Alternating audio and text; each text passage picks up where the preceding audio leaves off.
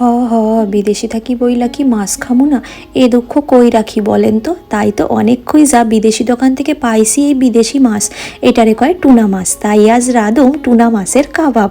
আর এ ভাষা আমি আমার মায়ের থেকে শিখেছি। আমার মা বাংলাদেশি মানুষ, খুব মিষ্টি করে বলে, তাই অল্প বিস্তর আমিও জানি। আর এই আলু সেদ্ধর মধ্যে কুচনো কাঁচা পেঁয়াজ আর কাঁচা মরিচ দিয়ে ভালো করে গুঁড়ো মশলা দিয়ে মেখেছি। ওই প্রতিদিনকার গুঁড়ো মশলা যেগুলো ব্যবহার করি রান্নায়, নুন, হলুদ, লঙ্কার গুঁড়ো, ধনের গুঁড়ো, জিরের গুঁড়ো, গরম মশলার গুঁড়ো, অল্প চাট মশলা আর টুনা মাছগুলো দিয়ে তার মধ্যে একটু ব্রেড ক্রাম্বস দিয়ে একদম শক্ত শক্ত করে একটা মণ্ড তৈরি করেছি। হাতে তেল নিয়ে কাবাবের আকারে সমস্ত মাছের এই মণ্ডটা গড়ে নিয়েছি সুন্দর করে।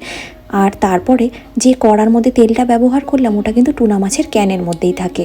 ওই তেলটা দিয়ে এই মাছগুলো সেঁকলে কিন্তু স্বাদটা খুব ভালো হয়।